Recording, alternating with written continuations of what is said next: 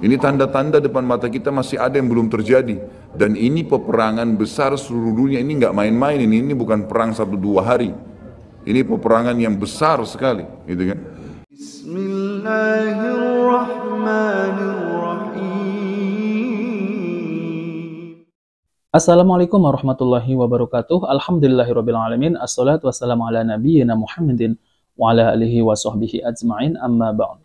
Teman-teman yang dimuliakan oleh Allah Subhanahu wa taala, kita bertemu kembali di channel Cahaya Hidayah.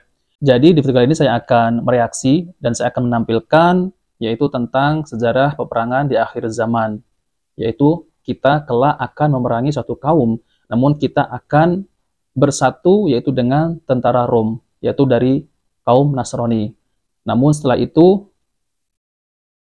itu kita akan menaklukkan kaum Nasrani ini. Nah, teman-teman yang dimuliakan oleh Allah SWT, jadi di video kali ini saya akan tampilkan yaitu penjelasan dari Ustadz Dr. Khalid Basalamah MA, hafidhahullah, yaitu tentang terkait masalah peperangan di akhir zaman, yaitu adalah terjadi peperangan yang sangat besar dan di bawah 80 bendera. Dan ini telah dijelaskan di dalam hadis Nabi Shallallahu Alaihi Wasallam. Nah, teman-teman, mari kita langsung saja, mari kita simak videonya. Kemudian yang belum terjadi itu seperti misalnya kalau tanda-tanda kiamat kecil terakhir sekali namanya Malhamah Kubra, peperangan besar antara kaum muslimin dengan orang-orang Nasrani. Yang ini disebutkan panjang lebar dalam hadis Bukhari, lebih dari 3 lembar kalau tidak salah. Hadis ini berbunyi, kata Nabi SAW, kalian akan bersatu dengan Bani Asfar. Bani Asfar ini sebenarnya lebih tepatnya orang-orang Rum, ya, orang-orang Nasrani. Mereka akan bersatu, kalian akan bersatu dengan mereka untuk memerangi satu kaum, tapi tidak disebutkan kaum ini siapa. Yang jelas kita akan bersatu satu waktu dengan kelompok-kelompok Nasrani ini, kemudian kita bersatu memerangi satu kaum. Allahu alam siapa mereka. Sebagian ulama berijtihad mengatakan komunis, ada yang mengatakan kapitalis dan segala macam istilah, tapi kita beriman bahwasanya itu akan terjadi. Ringkas cerita, kalian akan memenangkan peperangan, pasukan tahaluf ini, sekutu ini akan menang. Kemudian setelah itu bubarlah semua pasukan dan tersisa pasukan di negeri Syam, Dan dari hadis ini juga ulama sekarang mengatakan kasus Syria ini akan berakhir dengan sendirinya karena memang hadis ini menjelaskan adanya ketentraman di negeri Syam, ya, sebelum terjadi tanda-tanda kiamat besar. Pada saat itu pasukan muslimin, ya, sedang pulang ke negeri Syam bersama dengan pasukan Bani Asfar ini, ya, suku yang dikatakan dari bangsa Romawi. Kemudian mereka mengangkat bendera salib sambil mengayunkan dan mengatakan kamilah yang telah memenangkan peperangan ini, maksudnya kekuatan Nasrani. Maka yang muslim sempat teman-teman mereka mengatakan ini kan kita sekutu, bagaimana caranya kalian mengaku, ya, memenangkan sendiri. Terjadi cekcok di antara mereka. Lalu kata Nabi SAW, akhirnya segelintir muslimin yang ada di situ Allah karuniakan mereka mati syahid, terbunuh semua. Lalu hari kedua beberapa muslimin bersatu untuk, ya, berperang dan mereka juga dikaruniakan Allah mati syahid. Hari ketiga berkumpul lagi muslimin untuk mereka berpegang pada satu kesepakatan untuk tidak akan membiarkan bahwasanya orang-orang Nasrani menganggap menang sendiri. Maka akhirnya hari ketiga pun mereka diikram oleh Allah, dikaruniakan syahadah, mati syahid. Nanti hari keempat barulah berkumpul seluruh muslimin dari seluruh penjuru bumi. Lalu terjadilah perang besar antara kalian dengan Bani Ahmar dan mereka dibawa naungan 80 bendera. Sebagian ulama hadis mengatakan mereka dibawa 80 negara. Jadi perang besar-besaran. Dan di dalam kegiatan orang-orang Nasrani di sebagian pastor dan pendeta, mereka menamakan akan terjadi nanti perang salib besar, puncak daripada penentuan siapa yang menang dan siapa yang kalah. Kita sebagai orang muslim bukan sedang memicu emosi untuk mempersiapkan diri, tapi memang ini hadis Nabi SAW, wahyu yang menyampaikan kita akan berperang melawan mereka dan ini perang besar-besaran seluruh dunia akan terjadi.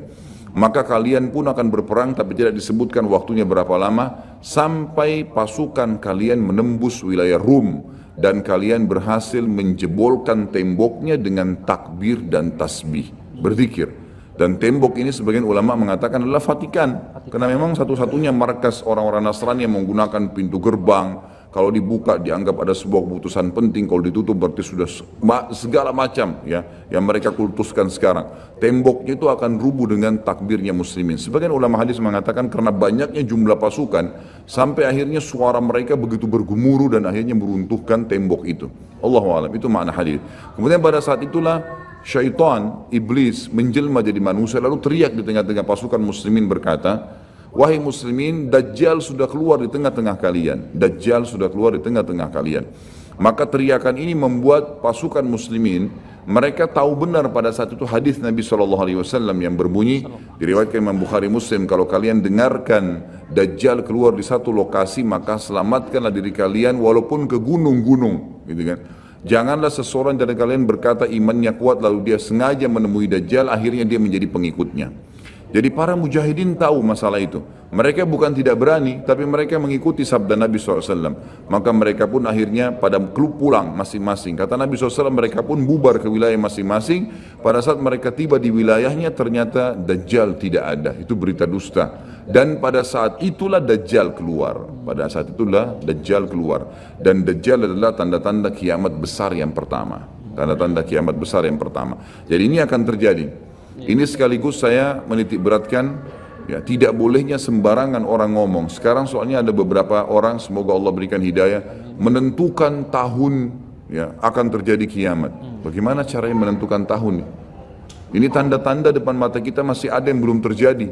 Dan ini peperangan besar seluruh dunia, ini nggak main-main, ini bukan perang 1-2 hari. Ini peperangan yang besar sekali, gitu kan? Jadi Allahu alam kita masih menemukan atau tidak, tapi yang jelas menurut tanda-tanda sekarang kita masih ada di fase-fase tanda-tanda kiamat kecil yang sedang terjadi, tapi kita menyampaikannya, gitu kan. Yang jelas ini sesuatu yang masih Allahu alam berapa lama, tapi dari hitungan tahun tidak mungkin 20-30 tahun.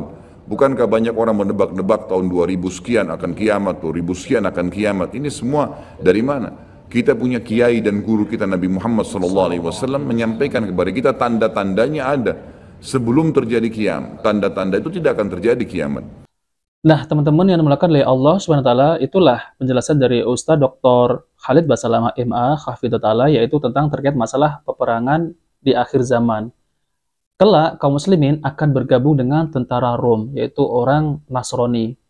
Kemudian kita ini bergabung dengan tentara Rom akan memerangi satu kaum.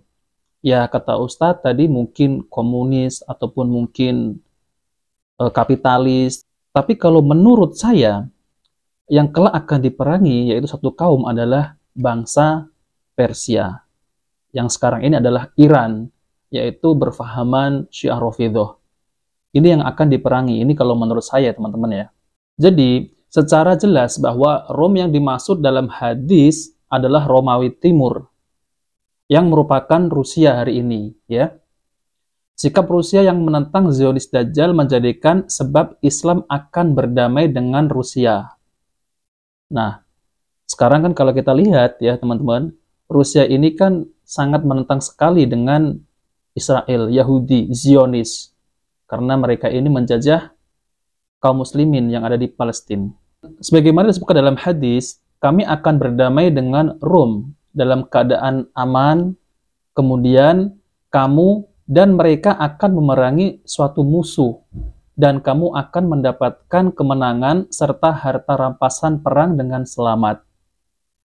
Kemudian kamu berangkat sehingga sampai ke sebuah padang rumput yang luas dan berbukit-bukit, maka seorang laki-laki dari kaum salib mengangkat tanda salib seraya berkata, "Salib telah menang."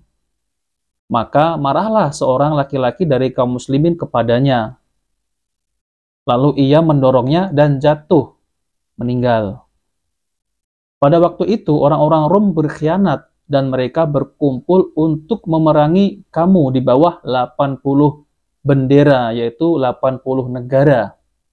Di mana setiap bendera terdapat 12.000 tentara. Setiap negara itu ada 12.000 tentara. Kalikan 80 negara. Hadis ini diriwayatkan oleh Ahmad, Abu Dawud, dan Ibnu Majah. Nah, teman-teman, jadi perdamaian dengan Rusia belum terjadi untuk saat ini. Karena perdamaian tersebut terjadi di saat kaum muslimin memerangi Persia yang merupakan negara Iran di zaman sekarang ini. Untuk saat ini, Iran masih bersekutu dengan Rusia, yaitu menentang Zionis Dajjal. Akan tetapi, pada masa Al-Mahdi, Rusia akan meninggalkan sekutunya Iran dan berdamai dengan kaum muslimin. Sedangkan Iran akan beralih bersekutu dengan Zionis Dajjal Amerika. Nah ini ya, ini yang sangat menarik. Hal ini bisa kita lihat sikap Iran yang membantu rezim Irak yang merupakan boneka Zionis untuk mempertahankan hegemoni Zionis di Timur Tengah. Tentang perdamaian dengan Rom pada masa Al-Mahdi dijelaskan oleh Imam Asyuyuti. Abu Nuaim meriwayatkan dari Abi Umamah, Nabi SAW bersabda, di antara kamu dan orang-orang Rom akan berlaku 4 kali perdamaian. Pada kali keempatnya berlaku di tangan salah seorang daripada keluarga Heraklu. Perjanjian itu berterusan selama 7 tahun. Ada seorang sahabat bertanya, Rasulullah SAW, wahai Rasulullah, siapakah imam orang ramai yaitu orang Islam pada hari itu? Rasulullah SAW menjawab, Al-Mahdi, yaitu Imam Mahdi, daripada anak cucuku, keturunanku. Dia berumur 40 tahun. Mukanya bagai bintang yang bersinar-sinar. Di pipi sebelah kanannya terdapat tai lalat hitam. Dia memakai 2 jubah Qatwaniyah, bagaikan pemuda Bani Israel. Dia mengeluarkan gedung-gedung dan menaklukkan negeri-negeri yang berunsur kesyirikan.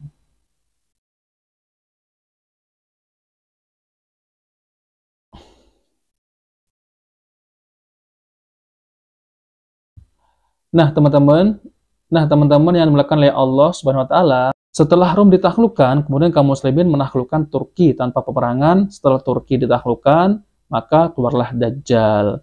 Maka terjadilah perang Armageddon atau perang Dajjal, atau disebut juga dalam hadis sebagai perang Gog Magog, yaitu Ya'juj dan Ma'juj. Nah, teman-teman yang dimulakan oleh Allah Subhanahu wa taala, itulah nanti kalau akhir zaman yang akan terjadi adalah kaum muslimin akan bergabung dengan tentara Rom, yaitu tentara salib, untuk memerangi suatu kaum. Namun setelah itu kaum muslimin akan menaklukkan tentara Rom. Nah, teman-teman yang dimulakan oleh Allah SWT, jadi kalau kita lihat yang ada di Palestina ya, mereka nih orang-orang Syiah Rafidhah seakan-akan mereka itu membantu Palestina. Namun pada waktu itu yang akhirnya mereka orang Iran, yaitu orang Syiah Rafidhah, mereka akan bersekutu dengan kaum Zionis, yaitu Yahudi. Nah, teman-teman, jadi kita tidak heran ya, ketika perang di Irak, orang Syiah Rafidhah ini, mereka bekerjasama dengan Amerika, lalu kemudian membantai kaum muslimin Ahlus Sunnah yang ada di Irak. Dan itu nyata sekali ya, teman-teman, ini bukan hoax. Maka dari itu, kita jangan percaya mereka ini adalah pengkhianat, dan ini tercatat dalam sejarah. Di masa kekhalifahan Al-Mu'tasim Billah, mereka juga berkhianat kepada khalifah. Nah, teman-teman, maka dari itu kita harus berhati-hati, yaitu dengan takiyah-takiyahnya orang-orang Syiah ini. Nah, teman-teman, jika video ini bermanfaat, jangan lupa like dan subscribe di channel Cahaya Hidayah. Wabillahi taufiq wal hidayah. Wassalamualaikum warahmatullahi wabarakatuh.